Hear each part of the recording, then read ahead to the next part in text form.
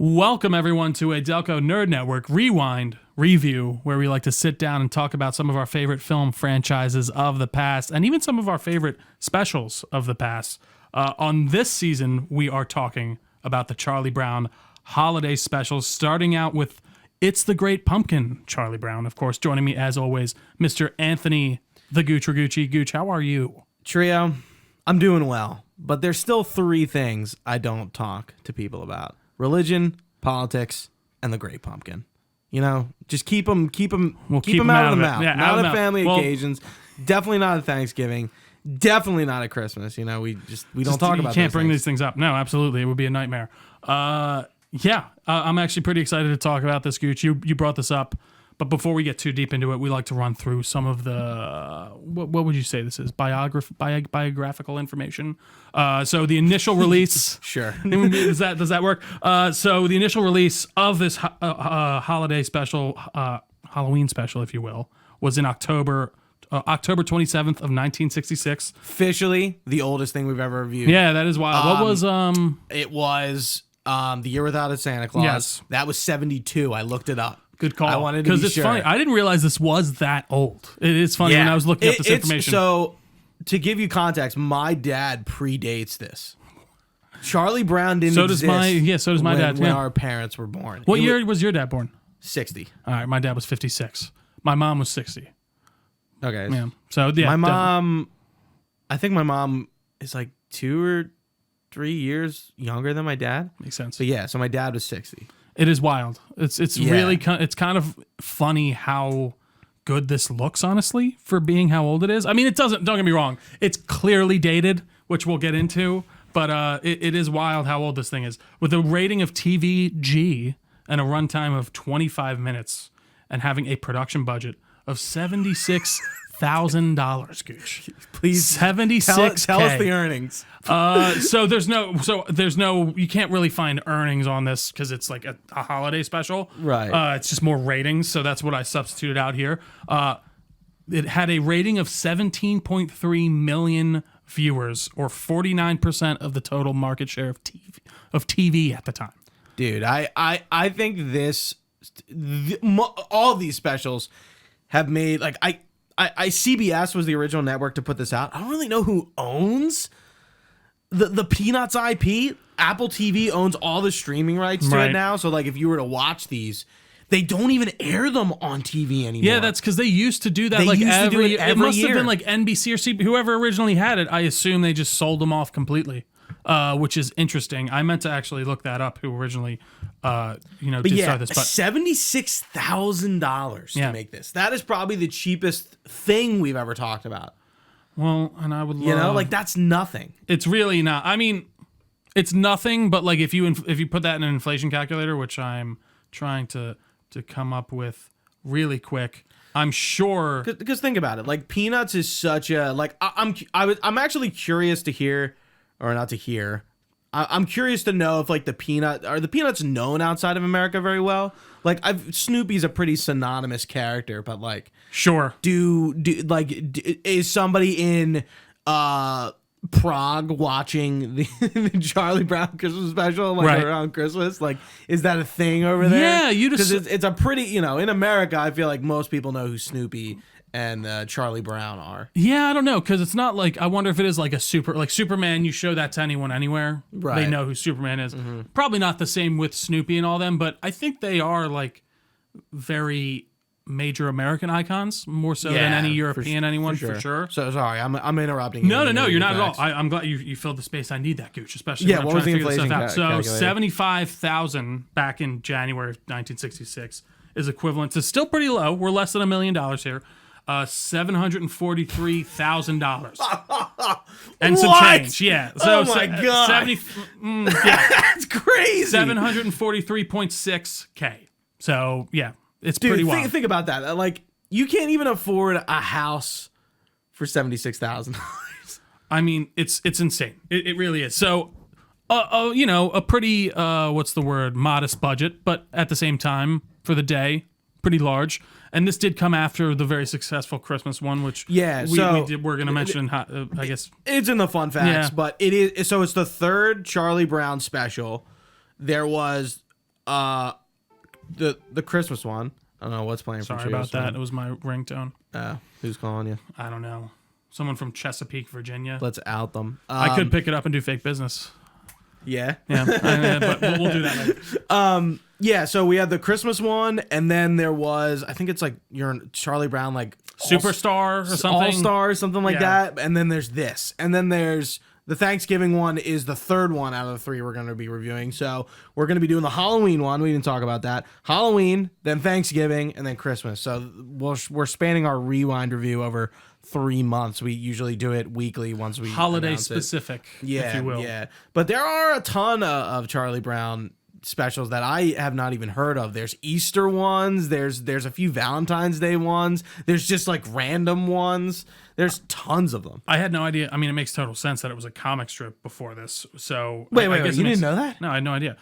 I will say, Gooch, I don't. Did have you a- grow up with this? I don't have a strong connection to Charlie Brown. I Really? should have started that off. Like I've definitely watched them when I was younger with my family and my mom or something would put them on, but they're not like a mainstay of my holiday by any means, or like have a super deep connection. They were a mainstay for me as That a makes kid, sense. for sure. I Yeah. definitely grew up watching all those specials. I know we just recently had like there's been a Charlie Brown movie or two like just Yes. within the last like 10 years. So it's still going. Or so. Yeah, I mean, look, Dorney Park, which is local to the Allentown, PA area, local Right. to us. Like the Snoopy, the Peanuts characters are Absolutely. like the mascots of that theme park. Yeah, I think Charlie Brown and the Peanuts are just as big, if not bigger, than they've ever been. I think Absolutely. like everyone just knows who they are, and they're classic- synonymous with holidays. A classic piece of Americana, if you will. The Linus and Lucy theme in the Charlie Brown Christmas special is a Christmas song. It's not really a Christmas song.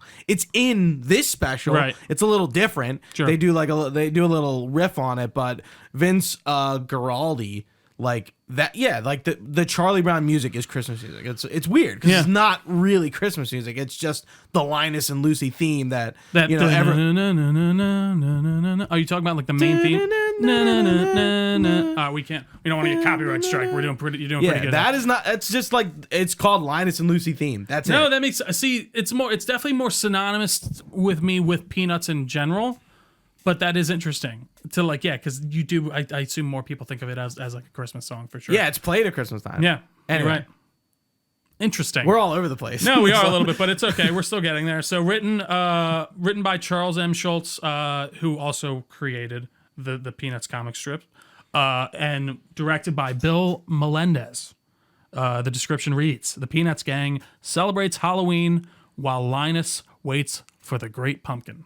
So have you actually like seen this front to back? I before? feel like I have as a child, but I don't remember it at all. I will say, like, even when you were like the Halloween special, Charlie Brown, I'm like, which one's that? Like, what happens? And then I looked it up. Great Pumpkin, obviously, and some of it did come back to me. Like I definitely remember Linus like being like the Great Pumpkin, waiting in the pumpkin patch, all that stuff, and even as like a child being like, isn't this Christmas? Isn't he talking about Santa Claus? What's going on here? So that was kind of interesting, but yeah, what did you think? I thought it was very good. I mean, for how old this animation is, we kind of started saying it at the beginning, but I pulled back. I think it's pretty great. Obviously, it's dated. Obviously, it's that kind of animation that they used to do back in the day where I don't know, the characters walk into a room and you know what they're going to interact with because it's like a different shade for some reason. Like it almost looks lighter. Right. And I'm always curious as to how that exact type of animation style works.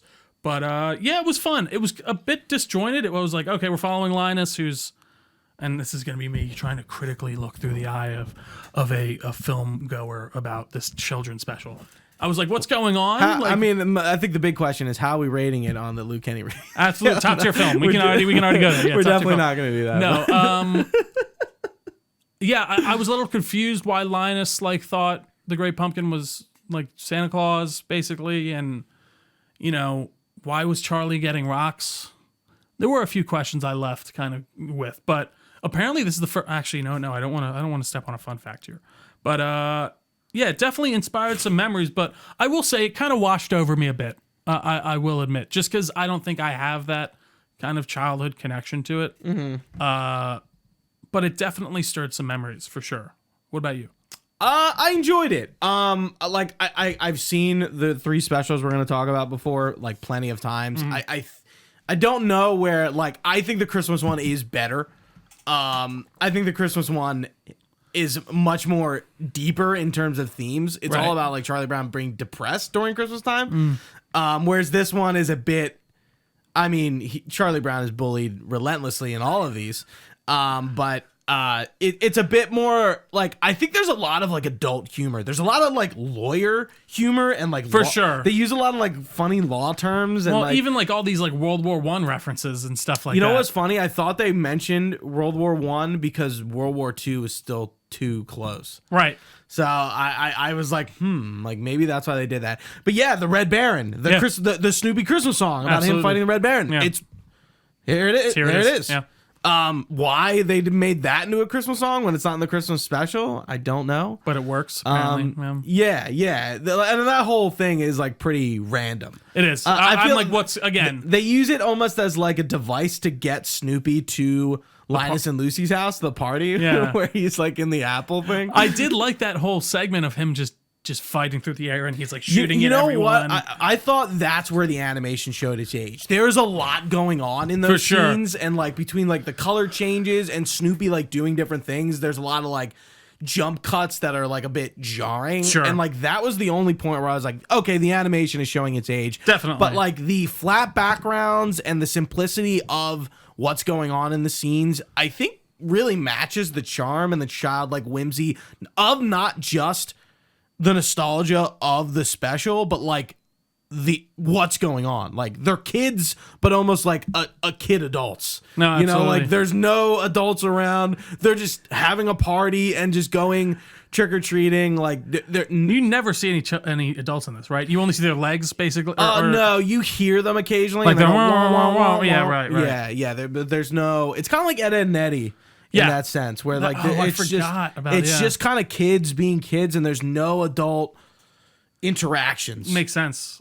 Like nothing. Like it's weird, but like it works. It absolutely does. And I'm pretty confident all the actors are actually kids. They are. That was one I actually. It was kind of a fun fact I was going to add. That would They're all never children. happen today. No. Which and I mean, think actually adds an element to it that's better. Well, and I think they were all children, like in his neighborhood, like in the families he knew them, so they would just which is interesting, and you can hear it in their pronunciations and stuff, which I think is Tricks very or funny. treats, yeah. There was another I know one they keep specifically. saying it, but I'm like, it definitely sounds like just a kid. Like a kid, yeah, just saying it. But yeah, I like it. It's fun. It's I think it's funny that like Linus is just kind of like having this like weird like almost like he's trying to indoctrinate people into his like religion almost, and he's like, you gotta believe like the Great Pumpkin, it's gonna show up. It's gonna like we'll go see it, and he like, just does it every single year. And then Lucy is the blonde one, right? Sally. She gets Charlie all, Brown's sister. She gets all annoyed that like he makes her sit out in the pumpkin patch. Like, and it's you like, what do you idiot. think was gonna happen? You fucking asshole. Yeah, I want restitution. I want restitution. And then that's when they go to the party right after, or Linus stays there, right?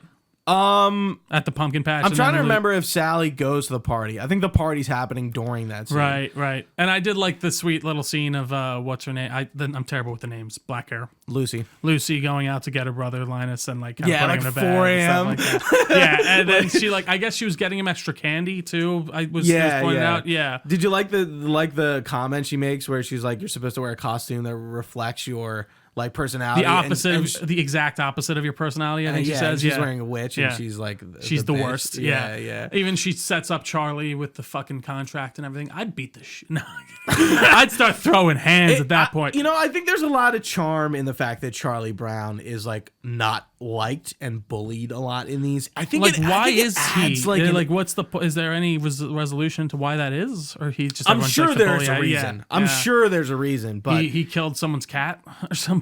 It just kind of like I don't know. I like you'll never see a cartoon being made like that, or at least where the bullying is sort of scoffed. Like you just like the point of the special is not that Charlie Brown is being bullied, where Lucy goes, "Oh, you were on the wrong list. Like you weren't invited to this party, but like you accidentally got invited."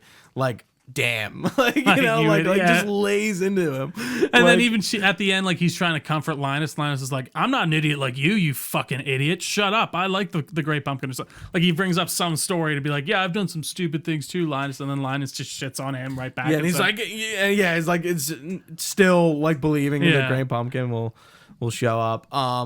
You know, I think the iconic Charlie Brown with all the eyes cut out of the ghost, and you know, I got gum, I got this, I got a rock, you know, like, and the fact that these adults are just giving this kid a rock. Like why do they hate him too? Why are they giving him the rocks? Because he's the I don't know, he's that this is like foil. This is like Peter Parker at the beginning of Spider-Man where he gets on the bus and everyone, including like the nerd, hates him. Like the nerdy girl's like, ew, get away. Like, what did you do? Right. Charlie, what happened? Who did you harm? Oh, and my God. I do like how like everyone calls him Charlie Brown, like full name. Oh, it's Charlie Brown. Yeah, not Charlie Brown. Except for Peppermint Patty, who's not in this, who I know is in the Thanksgiving special, who calls him Chuck. I see. Peppermint Patty is like her and Marcy, and there's always a joke that like her and Marcy are like lesbians. It's like Peppermint Patty. Peppermint Patty's just like very tomboyish. Right. Yeah, right. with like That's her funny. sandals. Yeah. Man, it is so funny how little I really do know about like Charlie Brown in general. So this was one I'm actually kind of really glad we sat down and watched. Again, I wasn't expecting it to be this short, actually. I don't know why. I thought it was like an hour long. My experience with Charlie Brown outside like these specials is like non-existent. I remember reading like Charlie Brown comics in the paper when I was young. They were still in there. Right. I doubt. I guess they are, unless they're like recirculated somehow. Maybe they might print new ones even still. Who knows? Like I wouldn't be surprised. Or maybe it's probably like one of like we were saying like one of the biggest IPs ever. Yeah. I would have been curious. I was at the comic shop today. I would have been curious to actually look around to see if they have any Charlie Brown comic like books. a collection. Yeah. I'm sure they do. Can I just sidebar really quick? Do you have the omnibuses for like all those For what? for like Invincible and stuff? Yeah. You're a psycho. Did Why? you read those? They're so thick. I don't even know how. It's just a lot of comics. Yeah, I know. I just don't know how. I kind of like the single. Like I got those volumes. Yeah, I noticed. I was like, what is he doing? Yeah, I don't just like get the omnibus. I don't like the omnibus. Get the compendium. It's a good display, but I don't want to read that big of a book. Sorry. Is Charlie Brown the first comic book adaptation ever? I don't think so. I think there were Superman Fletcher stuff. Well, there's Fletcher stuff, and then there. Well, especially I was thinking about it. To animation and like even Superman. They had like serials before that, like the radio shows and stuff. Yeah, which but definitely an early one. As early one of the earlier ones for sure. And like only like a 5-year turnaround. Like Charlie Brown was not around that long before these things. Yeah, no, you're right. I mean, so he was invented. He was created in the 50s, in 1950. Okay, yeah. And I'm trying to think, when was Superman created? So that's a 16-year turnaround. Was Superman 20s, or was that... I actually don't remember when Superman was created. I think no, I think it's the 40s. I thought it was... Yeah, I think that all those like original comics are like in the 40s. I thought it was too. Yeah, 38. Okay. So yeah, around the same time then, or not around the same time, but close enough. That's an interesting point though, Gooch. I wouldn't have thought about that. I wonder if you can watch those Fletcher ones somewhere. I wonder if they're on like HBO Max or anything. Those Superman ones. Sidebar. Anyways, I did really enjoy this, Gooch, and even these shows were not made to be blown up on my 70-inch screen in HD. No. And okay. So I went on Apple. I watched on Apple. I have a DVD of them, so I watched them there. But you can only stream them on Apple TV. Yeah. So how did they look? No, they look fantastic. I mean, of course, like I said, they show their age. There's are they in 4:3? Yes. Yeah. Okay. Yeah, they kept still the aspect 4:3. ratio. And I think they look good for being a 60-year-old almost cartoon. That's wild. They still hold up pretty well. I will say that. Yeah. The only other thing I wanted to mention was I just think the humor is pretty funny in these. Like there are a lot of like adultish, very dry. Dry humor, but jokes that you as a kid would not understand or not be able to comprehend. And it's not like dirty jokes, obviously. It's just like highbrow kind of humor. Which is interesting. I think it's like an interesting way to kind of go about it. Well, and I feel like that was something you would inject into to shows like this, even all the way up until the 2000s. Like, I mean, look back at SpongeBob, how many innuendo. Like, even there was some But those innuendo. are those are innuendo. Innuendo, but then there are still some, I think, very dry jokes in there, even that, like, as an adult, you'll be like, oh, that's very funny. But whereas, like, I just don't, maybe it does happen more in kids shows now. We don't really have a reason to watch them as much, of course, now. But it does feel like there are some teeth that just isn't allowed in this anymore. Yeah, and the other thing I wanted to just bring up is like the importance of like the holiday special. I mean, we did a rewind review of there's a ton of Christmas specials, but like you remember the Halloween episode of your favorite show as a kid, or like I know Friends has a Halloween episode, and a lot of some of those syndicated comedies had Halloween or Thanksgiving related episodes, and it's cool that like some like Charlie Brown, like especially the holiday, the Great Pumpkin, this like always comes back. I feel like it's on a lot of people's like, oh, I watch this every year. Yeah, it is wild to me that it's not being played on TV anymore. So I think it's like kind of sad. It is sad. Like that Apple's just like, yeah, we're scooping this up and then we're gonna. I mean, I don't know how many people genuinely watch cable TV anymore, but it like anyone our age who moves out,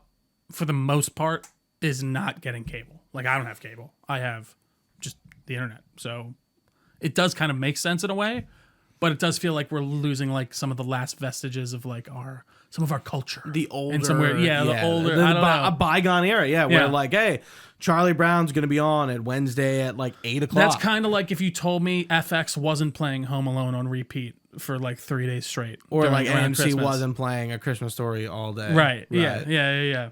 Yeah, there is within the holidays just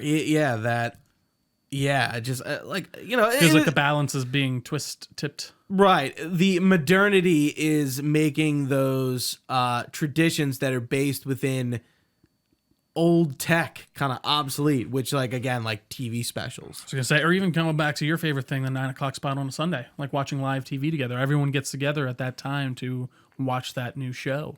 Mm-hmm. It's definitely gone. I mean, it still happens sometimes with certain things, but not like nothing on earth at this time is ever going to get close to the ratings it's hit.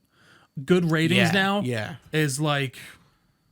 But again, this was on nothing. For not 1 year, 50 years, 60 years, 70 years. Well, this was the initial rating. Like, so this is the people who initially tuned in was that 17.3.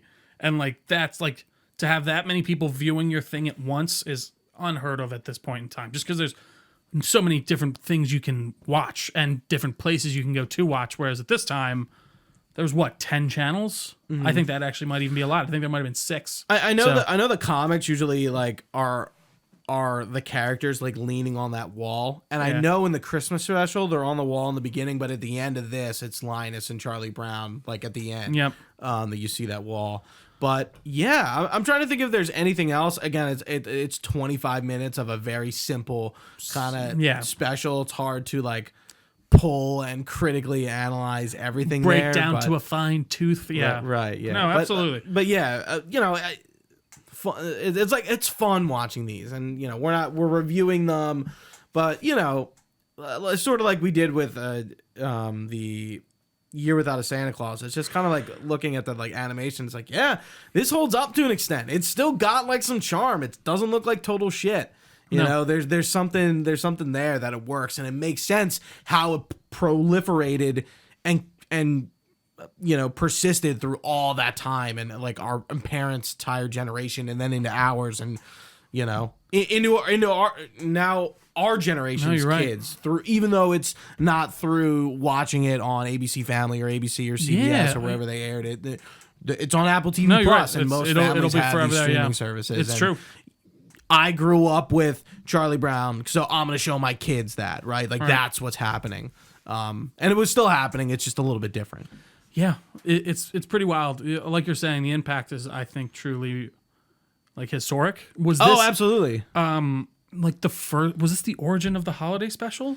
Like, were there holiday specials for other things before this? That's a good question. I don't like, because now we know. have, like you said, there's holiday specials in every different show all the time. I think maybe not as much these days, especially in like cartoons. Like I remember the Halloween episode for Ed, Edd and Eddy. Grim Adventures of Billy and Mandy. There was stuff like that. Right. I remember that there was that one holiday special on like Cartoon Network with like and then the girl crossover and the specials. witch. Yeah, like Like does that stuff really happen anymore? I like think just it does. specials, like on I'm cartoons? sure they do like those crossover cartoons still, like that Cartoon Network and everything. I'm sure. I do. I do think. Just because why stop doing that with certain things? But maybe they don't. Maybe they don't happen as much anymore. The Jimmy Timmy Power Hour. Dude, legendary. Legendary. Some of the best shit I've ever seen. Take me back. God damn. No. Those were some of the best. Are you kidding me? So much fun. But yeah, I think this to say that this is the origin of these holiday specials, it might be. Maybe I'm wrong. Please correct me in the comments if I am incorrect. But that's pretty wild. And I'm glad we did go back and watch this. I'd love to maybe show my nieces and nephews this and really kind of see what a kid reacts to, from this type of older material, being 60 years old. But a lot of fun. I can't recommend it enough, especially if it's something you enjoyed as a kid. I can only imagine it's a great trip. Yeah. But let's move on, Gooch, here and finish this off with some of the fun facts that we were able to drum up here. So, the Peanuts comic strip was created by Charles M. Schulz, first printed in 1950, and it became popular within the first years of publication. It's the Great Pumpkin, Charlie Brown, is the third ever special, preceded by a Charlie Brown Christmas special in 1965 and Charlie's All-Stars earlier in 1966. The special was made because CBS executives wanted, quote, a blockbuster to air every year. And what does that sound like, Gooch? They literally What does that sound like? Yeah. Nothing's changed, baby. Nothing's changed. But it is funny, though, back then, business. It's so much easier to actually do that when you have 4 other channels to deal with. So it's just hilarious to think about. Right. But, so after the special originally aired, children all over the country sent Charlie Brown some candy out of sympathy because they felt bad that he was just getting rocks, which is very nice. He didn't seem to care all that much. Yeah, he was he was feeling good about it, but yeah, he that got still invited. sucks. He got invited to the Halloween party. Yeah. He was just hyped to get included. He was hyped to be there. He was hyped someone and else. Lucy had to fucking bring him down, that dumb bitch. He was hyped that someone wasn't shitting on him for once. Who did you kill, Charlie? Who did you hurt? What did you steal? I want to know. How is Snoopy involved? Yeah, what's going on? No one likes you. So actress... Oh, Jesus Christ. I'm sorry, I need a little quick. We'll wet the whistle. Do it. Drink that water. Hydrate. Thank you. Actress Kathy Steinberg had almost finished recording all her lines of dialogue as Sally when the producers received a phone call from Steinberg's mother informing them that one of Kathy's teeth were loose. Fearing a sudden lisp would ruin the continuity of dialogue, the producers rushed the young actress into the studio to finish recording her lines. Just as Steinberg was speaking her last line, the tooth came flying out of her mouth. That's pretty wild if that's real. Yeah. But yeah, I mean, like, come on, like there is so much charm in like using kid actors. And that before shows you the commitment. like SAG-AFTRA and like those guilds. I don't think were. I don't think they were. They might have been by this point, actually. But I think when you're doing something in your back room like this, that you don't have to worry about that. Really. And it's voiceover. That's what makes it different. There was definitely no Screen Actors Guild for voiceover people. There's no I wonder when way. they started getting added in because they're just part of it. I thought, right? Aren't they part of the screen? Or like, isn't that like a subsection of the Actors Guild? Yeah. But like back in the day, like there's no way they were being protected by that. Right. Yeah. And that's why they were kids. Where today it's like, you get fucking what's her face? E.G. Daily, who did Tommy Pickles, or fucking who does Harley Quinn?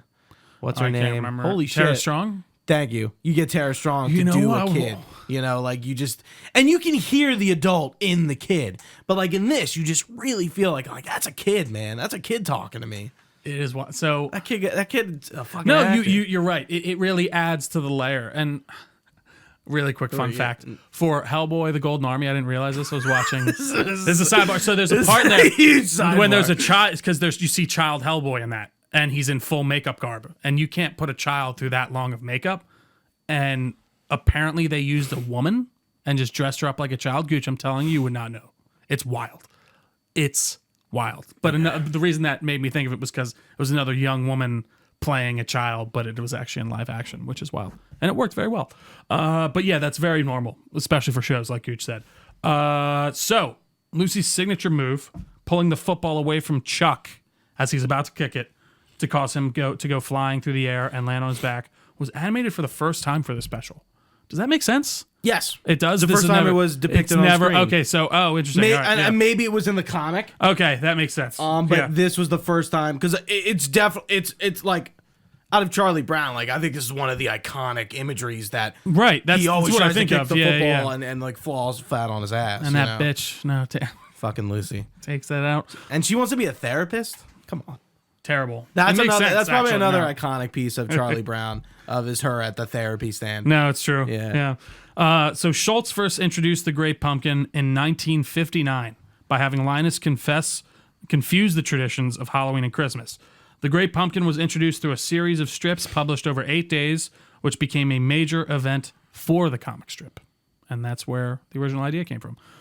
So yeah, that's it. Covers it about everything. I can't speak today, Gooch. It's a really rough one. You definitely can't. I don't know what's going on. Take us away, because I was about to play us out. Well, thank you, ladies and gentlemen, for watching this Rewind review. We are not recording this live, but when we do, we stream at twitch.tv/Delco Nerd Network. You can find us anywhere with an @ sign at Delco Nerds, Threads, Instagram, TikTok, you name it. Again, if it's an @ sign, all the it's good Delco stuff. Nerds. Facebook.com/Delco Nerd Network.